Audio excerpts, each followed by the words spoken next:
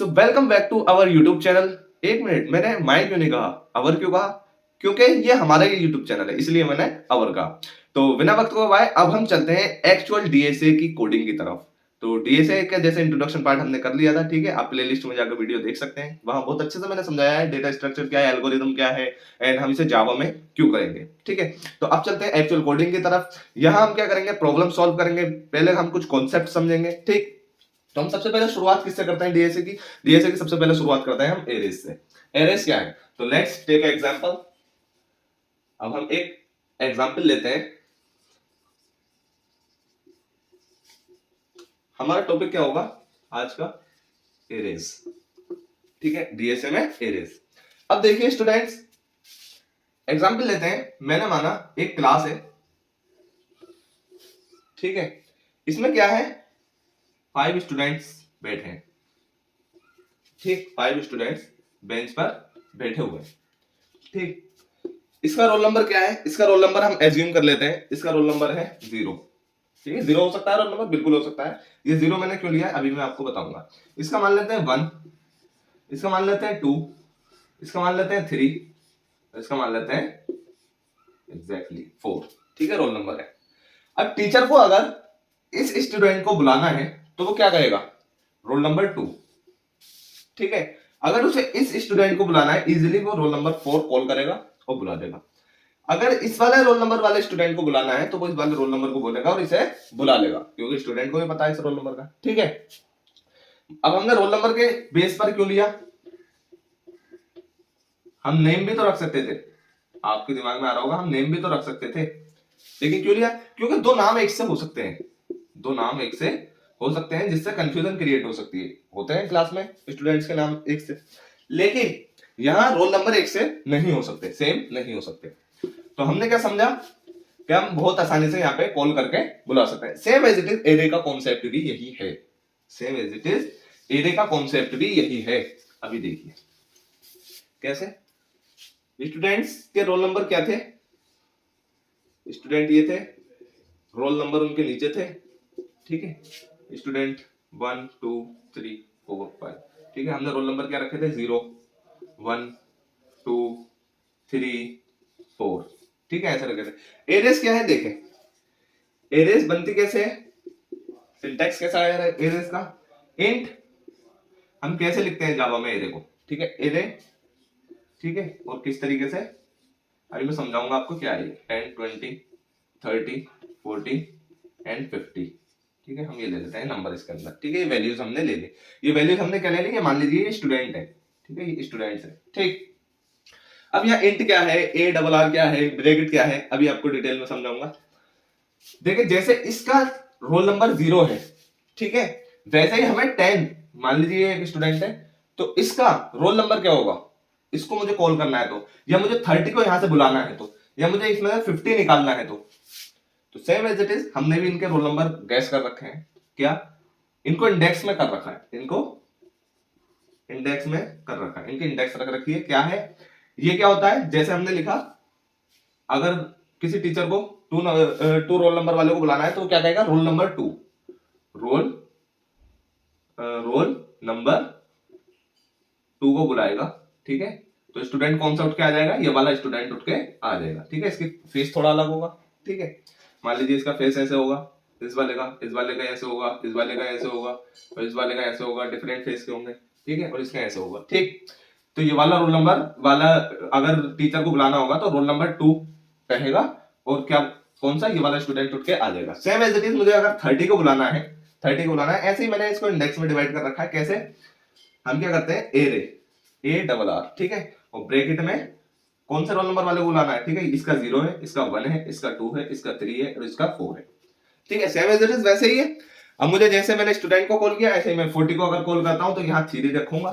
ठीक है, A double R बुलाएंगे, एरे 3, इंडेक्स पे क्या है, वैल्यू 40। ठीक है, बस हो गया, सिंपल, यही मुझे आपको समझाना था। तो ये हम बहुत आसानी से यहाँ पे समझ चुके हैं कि एरे क्या होता है। अब देखिए इंट क्या है, इंट क्या है, यहाँ पे इंट जो है डेटा टाइप है। अभी आपको समझाऊंगा डेटा टाइप क्या है।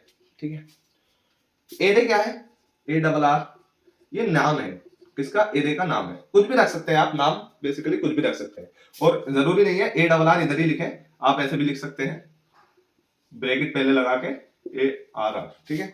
और ये ब्रैकेट क्या डिनोट कर रही है, ये एरे को डिनोट कर रही है। जहां भी ब्रैकेट हो आप फौरन समझ जाएं कि ये क्या है, एरे है, एरे की बात हो रही है, ठीक है। आई होप इतना आपको बहुत अच्छे से समझ में आ चुका है। अब देखिए डेटा टाइप क्या होता है।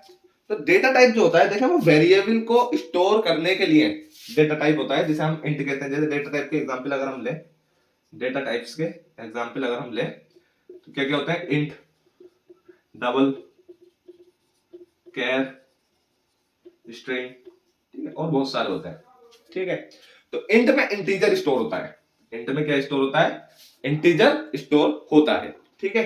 डबल में क्या स्टोर होता है, डबल में क्या स्टोर होता है, डेसिमल वैल्यूज स्टोर होती हैं, ठीक है। स्ट्रिंग, स्ट्रिंग में क्या स्टोर होता है, स्ट्रिंग में हमारा जो भी हम सिंटैक्स लिखते हैं, जैसे मान लीजिए हम अगर कोई थ्योरी लिख रहे हैं तो वो स्ट्रिंग के अंदर स्टोर होगी, ठीक है। अगर हम कोई सेंटेंस लिख रहे हैं तो वो स्ट्रिंग के अंदर स्टोर होगा, ठीक है। वो आपको धीरे धीरे पता चल जाएगा, अभी मैं आपको आगे जब कोडिंग करवाऊंगा तो बहुत अच्छे से। तो ये डेटा टाइप्स है हमारे। अब डेटा टाइप्स में क्या होता है, देखिए वेरिएबल क्या होता है। वेरिएबल आप एक चीज समझ लीजिए, व्हाट इज वेरिएबल। वेरिएबल एक कंटेनर होता है, ठीक है। कैसा कंटेनर होता है, अभी आपको समझाता हूं। What is variable. अगर मान लीजिए आपने अपने किचन में देखा होगा कि किचन में एक जार होता है जिसमें शुगर रखी होती है, चीनी का डिब्बा, ठीक है। एक जार और होता है जिसमें ऑयल होता है, जिसे हम कहते हैं खाने का तेल, ठीक है। एक जार और होता है जिसमें हम क्या रखते हैं, टी रखते हैं, पत्ती रखते हैं, टी लीव्स वगैरह, ठीक है, पत्ते रखते हैं हम, बेसिकली वो पैकेट वाला आता है तो हम टी रखते हैं, ठीक। तो कंटेनर क्या है, ये वेरिएबल है, ये क्या है, ये वेरिएबल है, ठीक। तो ये शुगर जार हो गया, ये ऑयल जार हो गया, ये टी जार हो गया। बेसिकली हम हिंदी में भी कहते हैं चीनी का डिब्बा और तेल का डिब्बा और पत्ती का डिब्बा, इस तरीके से कहते हैं, ठीक। तो same as it is, same as it is, अगर हमें चीनी स्टोर करनी है तो हम क्या कहते हैं, चीनी का डिब्बा। तेल स्टोर करना है तो हम कहते हैं तेल का डिब्बा। और ये हमें क्या, लास्ट में हमने क्या लिया था, अगर हमें चाय की पत्ती रखनी है तो हम कहते हैं चाय का डिब्बा, चाय की पत्ती का डिब्बा, ठीक है। तो ऐसे ही वेरिएबल का क्या सीन होता है, वेरिएबल का भी यही सीन होता है कि अगर हमें इंटीजर वैल्यू स्टोर करनी है, अगर हमें इंटीजर वैल्यू स्टोर करनी है तो हम क्या करते हैं, इंट, ठीक है, और नाम दे देते हैं कोई सा भी। इंटीजर वैल्यू कौन से डिब्बे में हमें स्टोर करनी है, मान लीजिए अगर मुझे चीनी निकालनी है, चीनी मान लीजिए मैं इंटीजर मानता हूं, ठीक है। तो मैंने इंट नाम दिया, ठीक है, इंट नाम दिया, और इंट नाम देने के बाद मैंने चीनी का डिब्बा लेना है तो शुगर दे दिया, ठीक है, शुगर, ठीक है। इंट नाम दिया और शुगर, यानी शुगर बॉक्स लिख देता हूं चाहे, ठीक है, शुगर बॉक्स, और इसके अंदर क्या आ गई, इसके अंदर शुगर ही आ गई, चीनी आ गई, ठीक है। सेम एज इट इज हमें इसमें करना होता है, इंट, मैं अपना नाम ले क्या दिया, array, int array, int array नाम दे दो, या आप देखें नाम चेंज कर सकते हैं आप। अगर मान लीजिए आपको कोई भी वैल्यू स्टोर करनी है, मान लीजिए आपने स्टोर करना है इंटीजर, अपना नाम रखना है कोई सा भी, मैं अपना नाम रख देता हूं फरदीन, ठीक है, मैंने अपना नाम रख दिया फरदीन, फरदीन नाम से भी हम रख सकते हैं, ठीक है। और वैल्यू स्टोर करनी है मुझे, मान लीजिए मैं एक इंटीजर हूं तो मुझे 8 स्टोर करना है, तो 8 स्टोर इसमें हो जाएगा, ये तरीका है। तो ये हमारा क्या है, ये वेरिएबल है, ये डेटा टाइप है।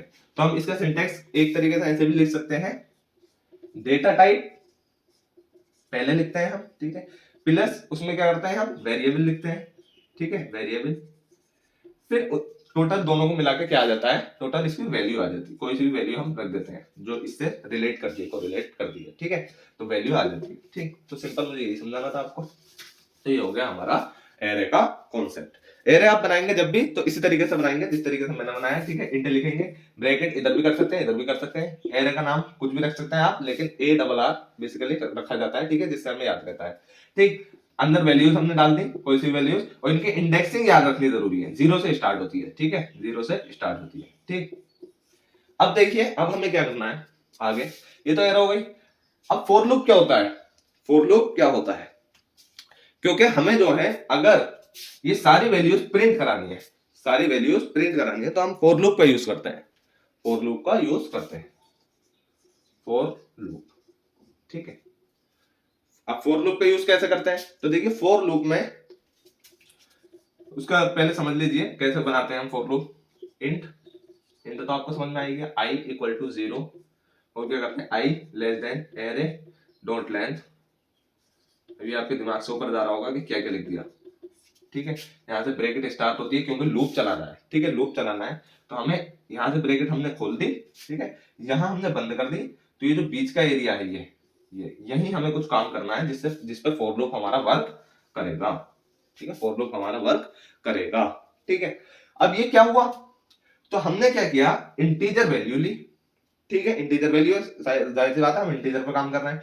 हमने 0 से चलाया, i इक्वल्स टू 0 से चलाया, इनिशियलाइज किया, इसे कहते हैं इनिशियलाइजेशन, ठीक है, इनिशियलाइज किया।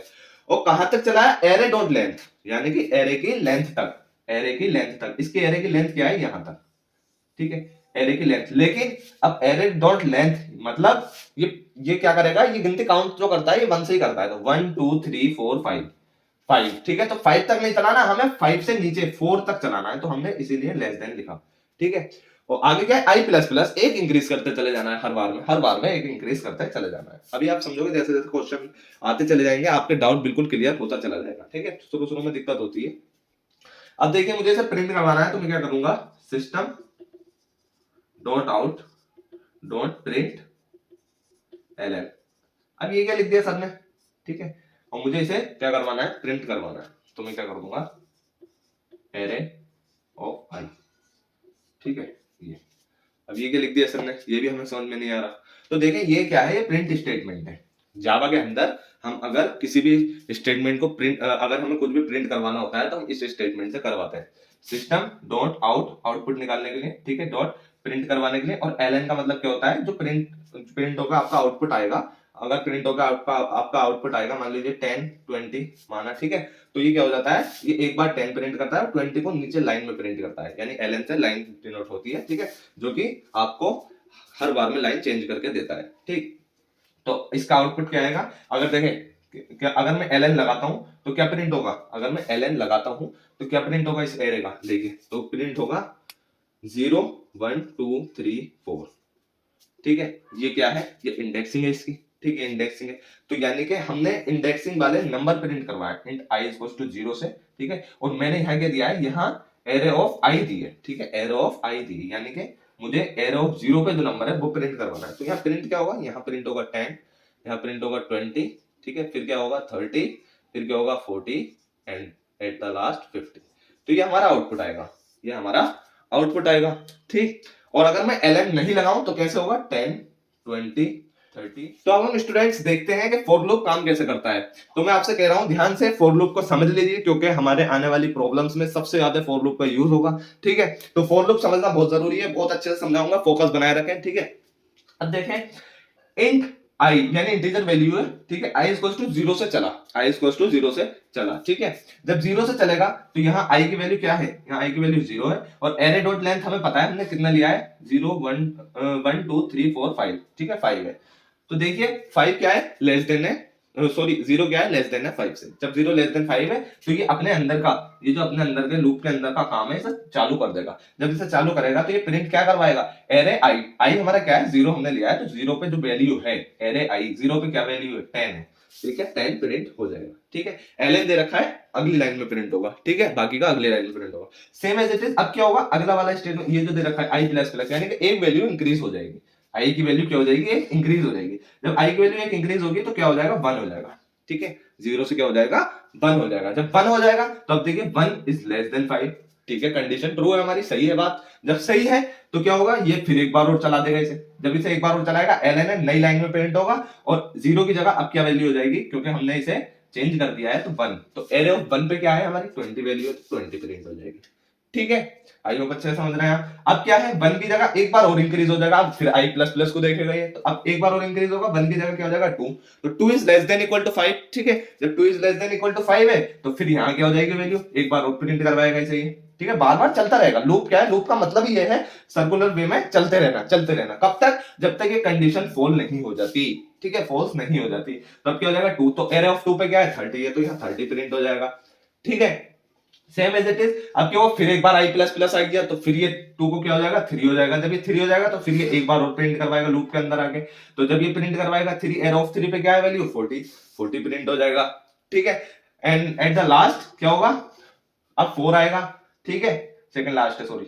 अब क्या होगा 4 आएगा। ठीक है, क्यों, क्योंकि आई प्लस प्लस है तो जब 4 आ गया 4 is less then 5, condition true है। जब कंडीशन ट्रू है हमारी तो क्या हो जाएगा, यहाँ एरे ऑफ 4 की वैल्यू प्रिंट हो जाएगी। एरे ऑफ 4 की वैल्यू क्या है 50।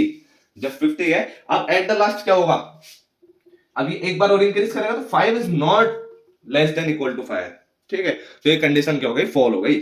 जब फॉल हो गई तो फॉर लूप अपनी सांसें यहीं छोड़ देगा। ठीक, फॉर लूप यही काम करना रोक देगा। जब काम करना रोक देगा तो ये हमारा आउटपुट आ गया 10 20 30 40 50। तो ये रहा हमारा फॉर लूप का काम। नहीं समझ में आया कोई दिक्कत नहीं है, दोबारा से देखिए। ठीक है, वीडियो को पीछे करके देखिए, कोई दिक्कत नहीं है पीछे देखने में। ठीक है, कोई आपका ईगो हर्ट नहीं हो रहा। ठीक, तो आप क्या करिए पीछे होकर देखिए। तो ये हमने क्या क्या समझा, एरे समझा, फॉर लूप समझा। तो बेसिकली हमारी जो बेसिक्स था वो थोड़ा अच्छा हो गया है। ठीक है, अब हम थोड़े से प्रिपेयर्ड है न्यूमेरिकल्स को करने के लिए। मैंने प्रॉब्लम्स इसीलिए सॉल्व नहीं करवाई हैं क्योंकि आपका ये बेसिक क्लियर होना जरूरी था, जिसको हम ज्यादातर यूज करेंगे अपने क्वेश्चंस में। ठीक है, तो अब चलते हैं नेक्स्ट लेक्चर की तरफ, जिसमें हम कवर करेंगे अपने प्रॉब्लम्स को और बहुत अच्छे से हर एक कॉन्सेप्ट को समझते हुए चलेंगे। जिस तरीके से हमने यहाँ एक एक चीज को बहुत अच्छे से समझा है। तो जैसे हमने यहाँ पर क्या किया, हमने ब्रैकेट को समझा क्यों आया, इंट आया तो क्यों आया, एरे ए डबल आर आया तो क्यों आया, हम हाथों हाथ समझते हुए चले। इसी तरीके से हम जो हमारी प्रॉब्लम्स आएंगी तो हम उसमें भी बहुत अच्छे से वहीं पर समझेंगे। ठीक है, तो आई होप इतना आपको समझ में आ गया है। And keep support me. ठीक है, और अपने फ्रेंड्स में इस वीडियो को शेयर जरूर करें और हमारे चैनल को सब्सक्राइब कर लें, बेल आइकन को प्रेस कर दें ताकि आप जो भी अपडेट हो उसे मिस ना कर सकें। Thank you.